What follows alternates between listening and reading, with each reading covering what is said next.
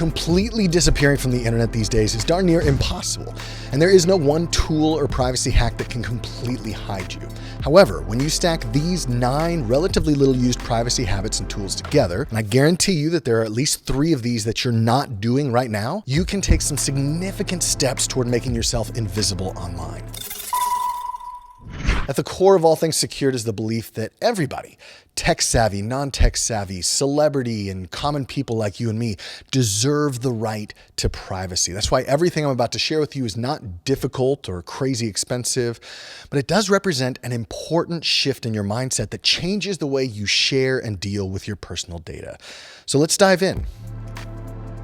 This may sound weird, but anytime I'm asked to present a form of ID, whether that's in person or if I'm verifying something like a crypto exchange account, I try to always use my passport. Why? Well, the primary reason is because between my passport and my driver's license, my passport has much less information about me. Anybody who has a copy of my driver's license, at least the front of my driver's license, knows my full name, my birthday, my height, my eye color, my physical address, and they even have my signature. With my passport, all they know is my name, birthday, and the state where the document was issued. Now, I admit, this doesn't make a huge difference, but again, when we string together a lot of these tiny changes, it does have an impact. These next few secrets take advantage of different tools and services that allow you to mask your personal data. For example, instead of giving out my home address to every person and company that asks for it, I tend to give them my virtual address to mask this information. This virtual address receives my mail and packages and then sends me pictures that I can review on my phone. I then have the option of having them scan it, forward it, delete it, whatever. If you want to understand how this works, watch this video that I published a few months ago. With the exception of government agencies and sensitive packages, I try to use this address everywhere that it can be accepted to mask my home address. In a similar way, I'm very picky about who I share my personal mobile phone number with. Instead, I mask my number with a service like Hushed or Google Voice, which basically screens all texts and calls through an app on my phone. So how does this work? Well, you could buy a lifetime phone number through something like Hushed that allows you to send and receive text and phone calls without actually giving away your real phone number. Or if your current phone number is already overwhelmed with spam, you could port that phone number over to Google Voice, start over with a new number from your mobile service provider, and then screen everything through that voice app. So using Hushed will cost you $25, but it's super easy to set up.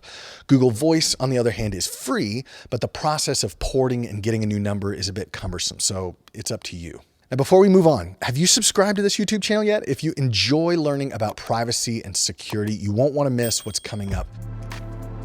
By now, all of us have used our personal email address to sign up for so many different services and almost feel like masking your email address is a lost cause at this point. Thankfully, there are a lot of new services that are popping up to make this relatively easier. So if you have any kind of Apple iCloud subscription, you automatically get to use their Hide My Email feature, which I've explained in this video. You can go ahead and jump over to the 3-minute and 31-second mark.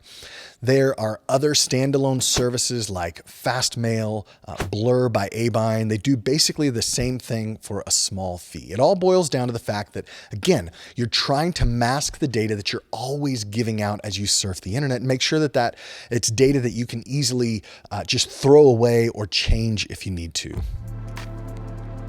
I've talked about this a lot before, but I really like services like Privacy.com, Abine Blur, or Revolut that allow you to create virtual cards to pay for things online. In other words, instead of giving away the number on your physical credit card, which is difficult to change or replace, you're creating a new virtual card for every single merchant that you purchase from. I have a card for Netflix that only works for Netflix. I have a card for Amazon that only works for Amazon, and it has spending limits. I have a specific card for any subscription service so that if for some reason I want to cancel and they make it really difficult to do so, all I have to do is delete the card and they can no longer make a charge on it. Best of all, in terms of being invisible, some virtual credit cards, like those from Privacy.com, allow you to use any name and address for billing so that you don't have to give away your actual name and address. Have you ever done a search for your name on Google? Especially if you Google your name and the city where you live, you might be shocked at how much personal information is freely available online.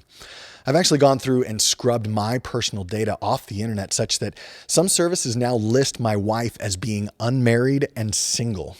The next step, of course, is to scrub my wife's info, but you get the point.